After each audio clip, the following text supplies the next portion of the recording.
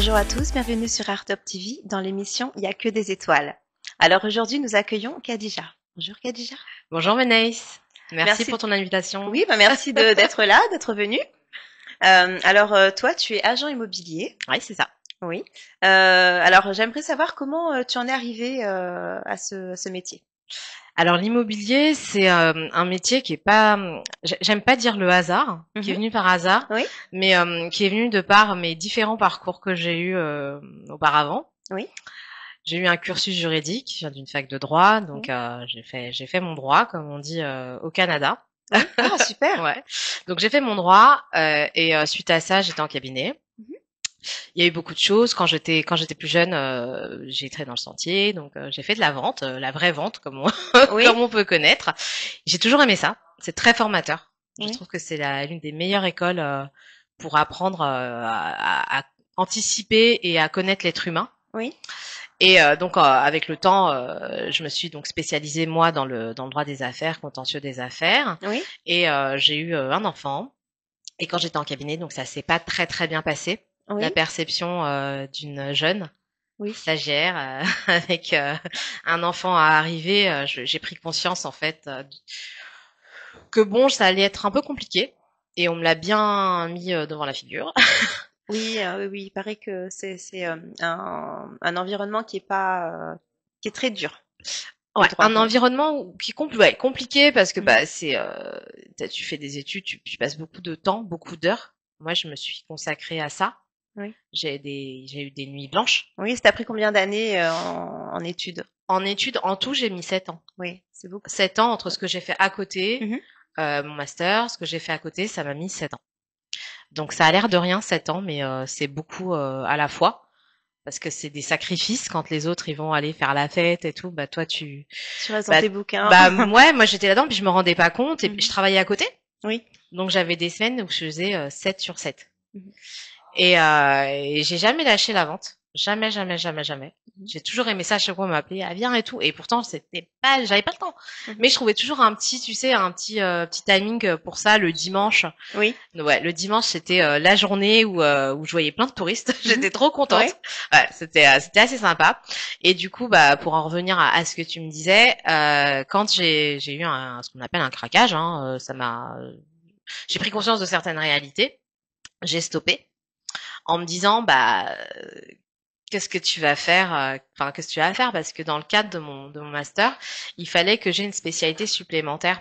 Donc j'avais fait une école qui s'appelle Subtertiaire où ils avaient un master en gestion de patrimoine immobilier. Oui.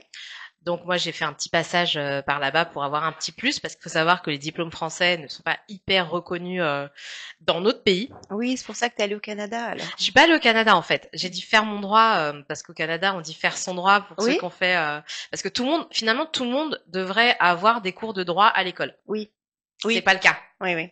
C'est pas le cas. Alors que dans d'autres pays, bah c'est comme ça. Et ça permet une vraie ouverture, ça permet une vraie technicité. Oui. Qu'on retrouve pas ailleurs, quoi qu'on en dise. C'est souvent les voies de garage. Oui. Tu sais pas quoi faire, bah fais du droit. Oui, bah oui. Mais faire du droit, c'est pas évident quand on n'est pas préparé. Tu sais, c'est beaucoup d'heures. Il y a de l'apprentissage par cœur, mais il y a aussi le fait de pouvoir synthétiser l'information, aller très vite, emmagasiner un max. Tout ça, ça s'apprend en fait. Et c'est pour ça que est-ce que tout le monde peut le faire? Bah je sais pas. Est-ce que tout le monde a envie d'apprendre? Oui, est-ce que ça intéresse tout le monde? Est-ce qu'il faut connaître les textes de loi par cœur? Non, c'est ça, t'as besoin. Alors, t'as besoin de te repérer vite, tout dépend de ce que tu fais, mais t'as besoin de te repérer vite dans tes codes. La technique, c'est d'apprendre à utiliser tes codes. Oui. Voilà, t'as plusieurs codes. T'imagines si tu devais apprendre tous les articles par cœur? Alors oui, les jurisprudences, tu dois les avoir de tête, tu les apprends au fur et à mesure. Tu sais, c'est comme quand t'apprends l'anglais avec les verbes irréguliers. Ah oui, il y a une liste déjà. Et, tu les apprends, tu les mémorises, puis tu te poses plus la question en fait. Bah c'est pareil. Pour la jurisprudence, pour la doctrine, c'est pareil. Ça te revient, hop, tel JP, c'est ça, tel truc, c'est ça. Mais c'est avec le temps. Par contre, les articles, tu les apprends pas tous par cœur. Bah, il y en a peut-être, hein. C'est des robots, des. Ah oui, s'ils ont une grande mémoire. Moi, en tout cas, ça n'a pas été mon cas. Moi, tout de suite, tu vois, j'ai été dans la petite technique, c'est-à-dire prendre mon code, voir où sont les articles, tu vois, mettre des post-it.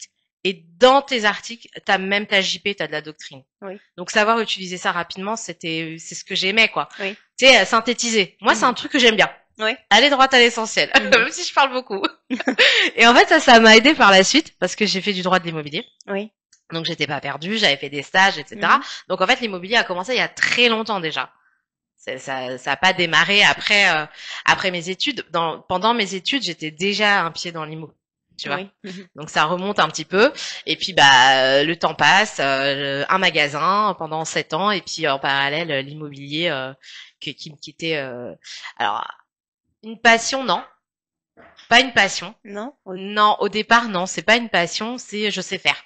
D'accord. Oui, t'as trouvé que t'étais à l'aise dans ce domaine-là. Je savais faire. Mais l'autre côté, la partie plutôt juridique. Oui. Tu vois. Et après, on m'a dit mais pourquoi tu vas pas sur de la transac, l'autre côté, sur ce qu'on, du coup, ce que les gens connaissent, c'est-à-dire ce qu'on appelle vulgairement les ouvreurs de portes. Oui.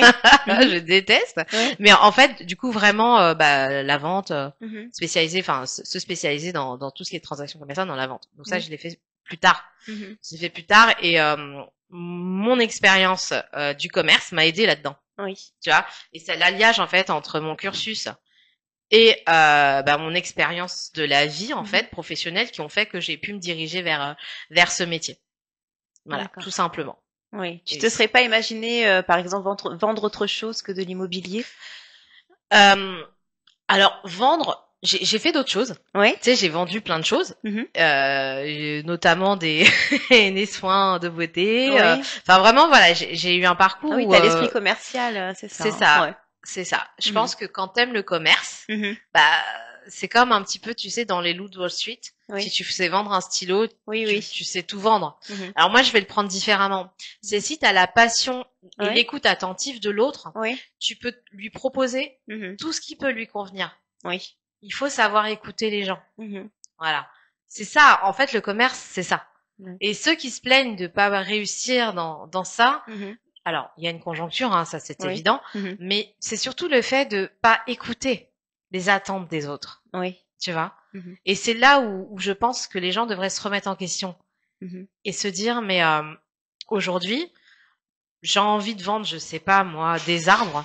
Je vends des arbres, j'ai envie d'en vendre. Mais ils n'en vendent pas en pleine forêt, tu vois. Oui. En pleine forêt, est-ce qu'ils ont besoin de toi pour vendre des arbres? Essaye de t'adapter à ce que tu aimes et le proposer ailleurs. Tu vois, essaye d'écouter les gens. En fait, le commerce, c'est écouter les gens. Oui. Je sais pas tout ce que toi t'en penses, mais alors oui, je trouve qu'on n'écoute pas assez. Le commerce. Alors moi, je me suis testée un petit peu côté commercial. Alors ça a pas duré longtemps parce que c'est pas du tout mon truc. D'accord. Moi, j'avais du mal à vendre. Et par contre, j'avais des collègues qui vendaient, mais par contre sans scrupule. Hein. C'est-à-dire que on avait des retours derrière, comme quoi les gens n'étaient pas satisfaits. On leur avait pas forcément vendu les bonnes choses. C'est-à-dire ça a mal été expliqué. D'accord. Et puis, alors moi, c'est vraiment que c'était pas mon truc du tout. Mais alors je sais que oui, ça peut être un art de vendre. L'art de la vente. Ça c'est beau ce que tu dis et c'est très juste parce qu'on le voit dans beaucoup de manuels. Tu sais, en développement personnel, on t'explique tout ça, etc. Mais la vente est un art. L'art c'est de l'artisanat. Donc en fait, tout le monde est un petit peu artiste dans son domaine. Oui. Il faut juste savoir, encore une fois, façonner. Et c'est pour ça que je te parle d'écoute attentive. Essayer de comprendre que chaque chose que tu vas présenter est unique. Cette feuille que tu as en face de toi, elle aura pas la même utilité pour tout le monde. Oui. Elle est unique. Et c'est l'unique. En fait, c'est ça aussi qu'il faut mettre en avant, c'est le fait que si tu écoutes quelqu'un réellement. Pas si tu entends et tu écoutes, c'est deux choses qui sont pas pareilles. Oui. Tu vois, entendre, on l'entend bien en espagnol, c'est entender, de comprendre. Oui. Tu vois, donc les gens, ils écoutent, mais ils entendent pas. Oui. Eh ben, écouter, c'est faire son business plan, c'est tout évaluer. Tu vois, faut vraiment travailler ça sérieusement, avoir un retour des gens, un vrai retour de leurs besoins. Et quand tu as leurs réels besoins, là, tu peux t'adapter. Tu vois, et c'est ça le commerce en fait. Et je pense que c'est le commerce et c'est la vie. Oui. Dès que tu es dans des relations humaines, dès que tu as quelque chose à proposer, un service, un produit, il faut savoir s'adapter. Oui. Il faut croire en son produit aussi. Il faut, alors, je pense que pour pouvoir vendre quelque chose, faut croire en son produit. Mais moi, je vais te dire que parfois, t'y crois pas, mais tu le vends quand même. Et c'est d'ailleurs, tu sais, ce dont tu parlais, les petits escrocs là. Oui. Tu vois, eux, ils y croient pas. Ils le vendent quand même. Oui, ils veulent juste vendre. Ils vendent du rêve, en fait. Et en fait, c'est l'histoire que tu vas raconter. Bah, l'histoire que tu vas raconter, au lieu de la raconter comme le père Castor, essaye d'entendre et puis de faire en sorte que tu puisses proposer quelque chose de sérieux. Et dans mon métier, qui est l'immobilier, c'est ça. Tu vois, on a des projets de vie, des réels projets. Et quand tu écoutes le projet de quelqu'un, tu peux le ramener quelque part sereinement.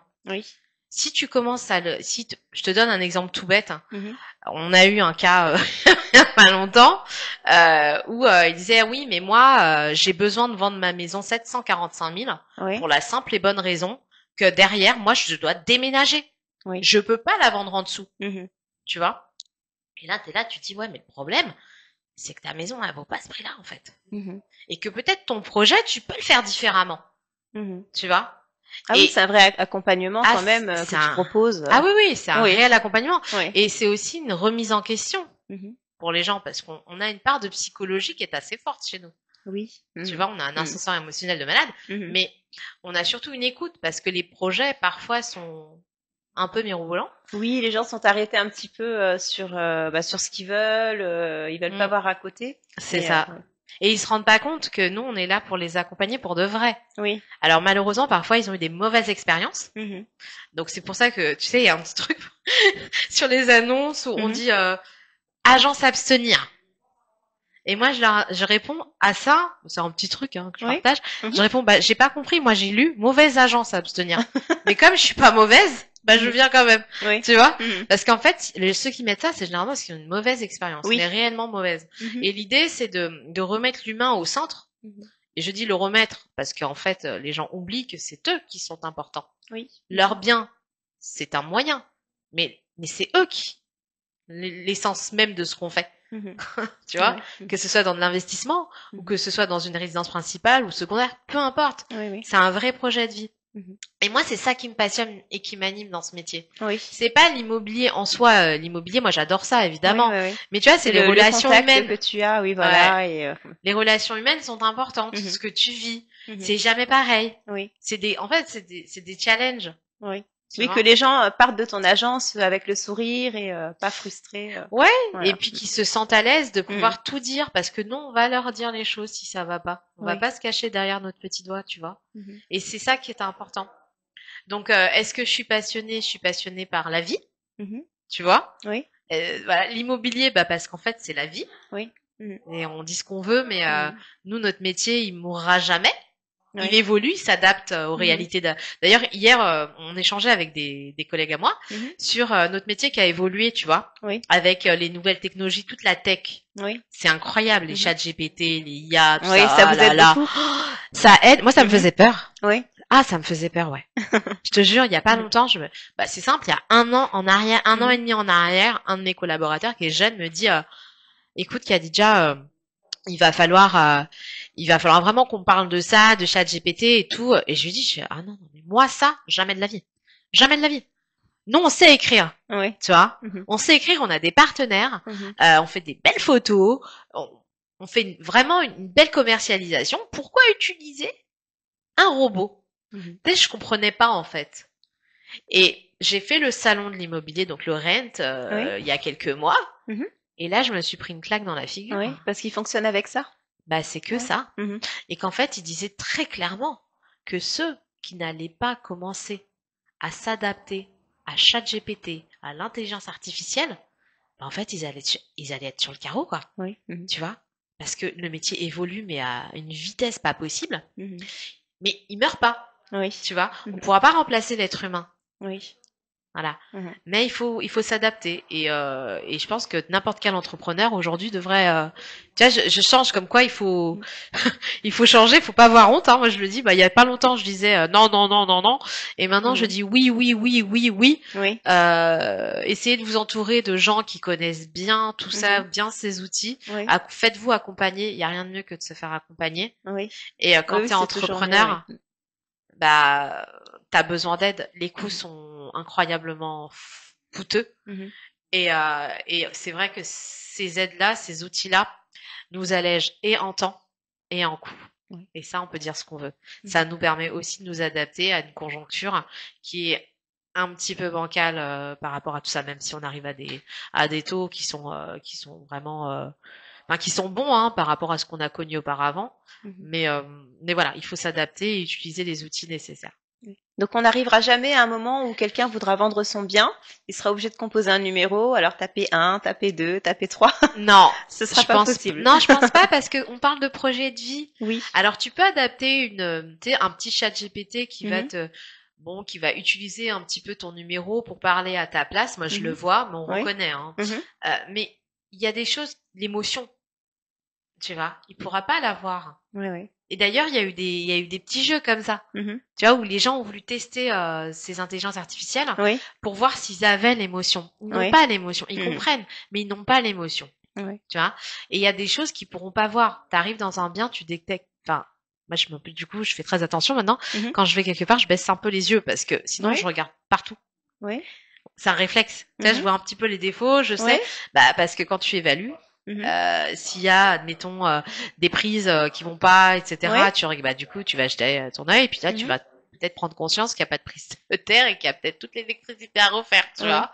Enfin, plein de petits détails qui vont faire que tu vas, au lieu de mettre un prix X, tu vas le mettre Z, quoi, tu vois. En fait, c'est des petits détails. T'évalues toute seule ou tu as besoin d'avoir quelqu'un avec toi sur place? Alors moi, j'évalue seule. Oui. C'est voilà, ma force, c'est mon évaluation. C'est ce que j'aime, c'est ce qui fait que pour moi, c'est ce qui fait que je pourrais pas être remplacée par une machine. Tu vois. Parce que il y a des logiciels d'évaluation. Mais ils ont besoin de nous pour affiner derrière. D'accord. Et d'ailleurs, quand tu fais ton évaluation sur ces sites-là et que nous on arrive, on n'est jamais d'accord. Tu vois. À moins que ton bien soit impeccable, rien à faire, vraiment standing classique, à moins qu'il y ait ça, et même comme ça, on tombera pas sur les mêmes prix. Tu vois. Et c'est ça qu'il faut essayer de faire comprendre aux gens et c'est les messages qu'on essaye aussi de passer. C'est que on remplace pas l'humain dans ça parce que nous on va voir des détails qu'un acquéreur potentiel verra aussi. Et avant, on pouvait se permettre, et encore je le dis vraiment, on pouvait se permettre de mettre des prix hauts en disant ouais mais de toute façon les gens feront des négos, etc. C'est plus le cas maintenant. Il y a de la négo parce que les gens négocient. S'il y en a, c'est l'essence même de ce qu'ils sont. Tu vois. Mais quoi qu'il arrive, on pourra pas faire ce qu'il y avait avant. Les pigeons, c'est terminé. Oui. Tu vois. Ouais. Et qu'est-ce que tu regardes en premier alors quand tu entres dans un bien? L'énergie. L'énergie. Ouais. Ce que je ressens quand je rentre. Ah, c'est bien ça. Avant même qu'on me parle, j'essaie de ressentir des choses. Alors ça, c'est chacun comme il est. Moi, c'est ça. Et en fonction de ce que je vais ressentir, tu vois, je vais aborder les gens différemment. Oui. Ouais. Et parfois, parfois ils se séparent, ils vont pas te le dire tout de suite parce qu'ils ont peur que tu dévalues le bien. Oui. Parce qu'ils sont pressés. Oui. Et en fait, je le sais. Je le sais. J'attends le moment où ils vont me le dire. Et tu vois, je tends la main. Puis à la fin, je leur dis, mais écoutez, c'est quoi votre vrai projet maintenant? Demain, vous n'êtes plus là, vous êtes où? Tous les deux. Oui. Tu vois. Et c'est là qu'ils te disent après, voilà, nous, on a besoin chacun de partir de notre côté. C'est pour ça qu'on pourra jamais le vendre en dessous de tel prix. Là, ça devient clair. Et puis là, t'es obligé de les mettre face aux réalités. C'est-à-dire que les gens, peu importe ce qu'ils vivent, c'est pas important pour eux. Oui. La valeur, c'est la valeur. Tu vois. Mais nous, faut après qu'on les accompagne, voilà, plus sereinement sur l'après. Il y a l'instant et puis il y a l'après, tu vois. Oui. Et ça, c'est important d'accompagner les gens même après.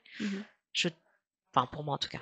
D'accord, oui, il faut tomber sur une agent immobilière comme toi alors. Un être humain en fait qui écoutera un autre être humain.